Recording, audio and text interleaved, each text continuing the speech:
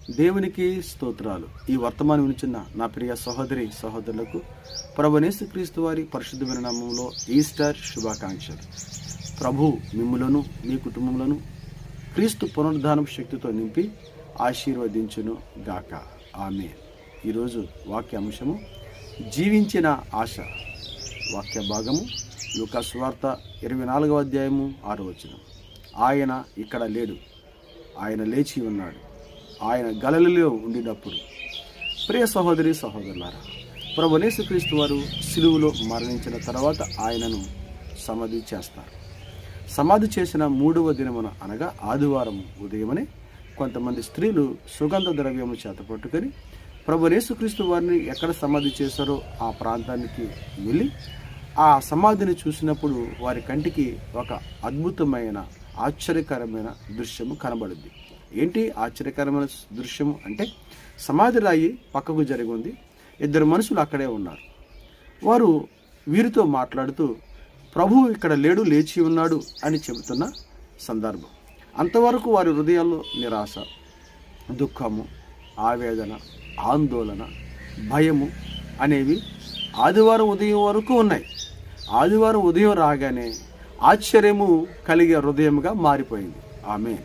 మన జీవితంలో కొన్ని సందర్భాల్లో కూడా నిరాశ, దుఃఖము, ఆవేదన కలిగి ఉండొచ్చు. అయితే దేవుణ్ణి మనం ఎప్పుడైతే దర్శిస్తామో, దేవుని వాగ్దానం ఎప్పుడైతే మన దగ్గరికి వస్తుందో అవన్నీ కూడా మారిపోయే పరిస్థితిని దేవుడు కల్పిస్తాడు. కీర్తన 30వ అధ్యాయము 5వ వచనము. సాయంకాలం ఏడుపు వచ్చినను ఉదయమునే నీకు సంతోషము కలుగును. ఆమేన్. దేవుడు ఈ వాగ్దానము మీ అందరి జీవితంలో స్థిరపరచును గాక. దుఃఖపడకండి, దేవుడు లేచి ఉన్నాడు, సజీవుడు. ఆయన మిమ్మల్ని మళ్ళా జీవింపు చేస్తాడు, మీ దుఃఖమును ఆనందంగా మారుస్తాడు. వేదన చెందకండి, ఆలోచించకండి. మీ చింతలన్నీ కూడా యేసుక్రీస్తు వారు తొలగించి మీకు మళ్ళా నూతన జీవితాన్ని, క్రొత్త జీవితాన్ని ప్రభువు అనుగ్రహిస్తాడు. ఈస్టర్ అంటే ఏమిటి? ఈస్టర్ అంటే పునరుద్ధానం. యోహాను సువార్తలో మనం చూస్తూ ఉన్నాము, నేనే పునరుద్ధానమును జీవము అన్నాడు ప్రభువారు. అవును, పునరుద్ధానం అనగా జీవం అనగా ఆయనే. ఆయనలో ఉన్న మనకు ఒక అద్భుతమైన జీవితాన్ని దేవుడు కలుగు చేస్తాడు. కొరింథీ రాసిన పత్రికలో భక్తుడు అంటున్నాడు, క్రీస్తునందు ఉన్నవారికి నూతన సృష్టివి, పాతవి గతించాను. అవును, పాతవి ఎన్నో రకాలుగా నిన్ను బాధించే ఉండవచ్చు. పాత సంఘటనలు నీ హృదయాన్ని కలిచివేయవచ్చు. పాత సంఘటనలు నీ జీవితాన్ని నాశనం చేయవచ్చు. పాత సంఘటనలు నీకు వ్యతిరేకంగా ఉండొచ్చు. కానీ నువ్వు ఎప్పుడైతే క్రీస్తునందు ఉంటావో అదే అక్కడ నుంచి నూతన జీవితముగా దేవుడు నిన్ను మార్చడానికి, లేదా నూతన జీవితాన్ని దేవుడు నీకు ఇవ్వడానికి ఇష్టపడుతున్నాడు. అందుకే క్రీస్తునందు ఉన్న వారికి నూతన సృష్టి. ప్రియ సహోదరి సహోదరులారా, ఈస్టర్ అనగా పునరుద్ధానము శక్తి ద్వారా, పునరుద్ధానము ద్వారా దేవుడు మనకి నేర్పే పాఠాలు ఏంటంటే, మొదటిది ప్రేమ. యోహాను సువార్త 3వ అధ్యాయం 16వ వచనము. దేవుడు ఈ లోకమును ఎంతో ప్రేమించాను. అలాగే మనము కూడా ప్రేమ కలిగిన దేవుని బిడ్డలుగా ఉండాలి. మనము మన కుటుంబాన్ని ప్రేమించాలి, మన ఇరుగు పొరుగు వారిని ప్రేమించాలి, బాధలో ఉన్న వారిని ప్రేమించాలి. మరి మనము అందరితో ప్రేమ కలిగి ఉండాలి. రెండవది మరి పాప క్షమాపణ. మొదటి యోహాను రాసిన పత్రిక 1వ అధ్యాయము 9వ వచనము. మనము తప్పు చేసినప్పుడు, మనము పాపం చేసినప్పుడు, దేవునికి వ్యతిరేకంగా ఉన్నప్పుడు, మనము మన పాపములను దేవుని సన్నిధిలో ఒప్పుకొని విడిచిపెట్టినప్పుడు దేవుడు ఆ పునరుద్ధాన శక్తితో మనలను నింపుతాడు.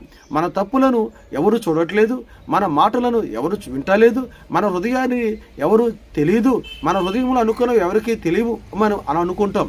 అయితే దేవుడు సమస్తం ఎరిగిన దేవుడు, హృదయ రహస్యములను ఎరిగిన దేవుడు కనుక మనము మన హృదయంలో అనుకున్న ప్రతి చెడ్డ ఆలోచన, చెడ్డ తలంపులు, దేవునికి వ్యతిరేకమైనవన్నీ కూడా తీసివేసుకొని ఒప్పుకొని దేవుని సన్నిధిలో ప్రాధాయపడినప్పుడు ఆయన మనకి పునరుద్ధానపు శక్తిని ఇస్తాడు. మళ్ళీ మన జీవితాన్ని జీవింపు చేస్తాడు. క్రొత్త ఆశ, క్రొత్త కోరికలు, క్రొత్త తలంపులు, క్రొత్త మార్గాన్ని దేవుడు మనకి కలుగు చేస్తాడు. మూడవది విశ్వాసము. అవును, మనము విశ్వాసం కలిగిన వారమై ఉండాలి. రోమా పత్రికలో మనం చూస్తూ ఉన్నాము, మరి దేవుని యందు విశ్వాసం కలిగినప్పుడు దేవుడు పునరుద్ధానపు శక్తితో నింపుతాడు. పేతురు రాసిన మొదటి పత్రికలో పేతురు అంటున్నాడు, మనకు ఒక ఆశ ఉంది. ఆ ఆశ ఏంటంటే పునర్జీవపు ఆశ, పునర్జీవపు శక్తి. యేసుక్రీస్తు వారు ఎలాగైతే సమాధిలోంచి తిరిగి లేచిన శక్తి కలిగి ఉన్నాడో అలాంటి శక్తిని ఆయన యందు ఆశ కలిగిన బిడ్డలకి ఇస్తాడు అని పేతురు గారు చెప్తా ఉన్నాడు. అవును ప్రియ సహోదరి సహోదరులారా, దేవుని యొక్క శక్తి, దేవుని యొక్క మహిమ ఆయన బిడ్డలకు ఇచ్చే దేవుడు. నిన్ను నన్ను ఎన్నడూ ఆయన విడిచిపెట్టడు, ఎడబాయుడు. ఈ పునరుద్ధానము శక్తి యొక్క వర్తమానము దేవుడు నీకు ఇవ్వడానికి ఇష్టపడతా ఉన్నాడు. నీవు ఇంకా నిరాశలోను, భయములోను, ఆందోళనలోను, దిగుల్లోను, ఆలోచనలోను, నీ కుటుంబం గురించి, నీ బంధువుల గురించి, నీ అక్క చెల్లెల గురించి, నీ గురించి నువ్వు ఆవేదన చెందుతుంటే ఈరోజే దేవుని యొద్దకు వచ్చి ప్రార్థన చేయి. ఆయన సిలువలో మరణించాడు, సమాధిలో లేడు. అలాగే నీ యొక్క ఆలోచనను, నిరాశలను, నిస్పృహలను ఆయన చంపివేస్తాడు, ఆయన కొట్టివేస్తాడు. సిలువలో మన పాపములను కొట్టివేసినట్టుగా నిరాశలను, దుఃఖమును కొట్టివేసి మళ్ళా తిరిగి జీవింపజేస్తాడు. యేసుక్రీస్తు వారు మరణమును, ముళ్ళును విరిచాడు. కొరింథీ రాసిన పత్రికలో మనం చూస్తూ ఉన్న 15వ అధ్యాయంలో, మరణమా నీ ముళ్ళు ఎక్కడ? అవును, ముళ్ళు అంటే బాధ, వేదన. ఈ లోకంలో జరిగే దుర్ఘటమైన సంఘటనలు మన జీవితాన్ని ఒక ముళ్ళులా బాధిస్తూ ఉంటే మనుషులు కూడా మనల్ని ముళ్ళులాగా బాధించవచ్చు. అయితే ఆ ముళ్ళును విరిచివేసే శక్తి యేసుక్రీస్తు వారిలో ఉంది. యేసుక్రీస్తు వారి పునరుద్ధానపు శక్తిలో ఉంది. అందుకే ప్రభువారి గురించి పౌలు గారు అంటున్నాడు, ఓ మరణమా నీ విజయం ఎక్కడ? ఓ ముళ్ళు నీ విజయం ఎక్కడ? నిన్ను విరిచిన క్రీస్తు వారు మాతో ఉన్నాడు కదా అని అంటూ ఉన్నాడు. ఆమేన్. ప్రభువు యేసుక్రీస్తు వారు నీతో ఉన్నాడు. ముళ్ళుని విరిచే దేవుడు, నీ జీవితాన్ని మార్చే దేవుడు, నీ దుఃఖాన్ని విరిచే దేవుడు, నీ పరిస్థితిని మార్చే దేవుడు, నీ కష్టమును, నీ రోగమును విరిచే దేవుడు, నీకు సుఖమైన జీవితాన్ని ఇచ్చే దేవుడు.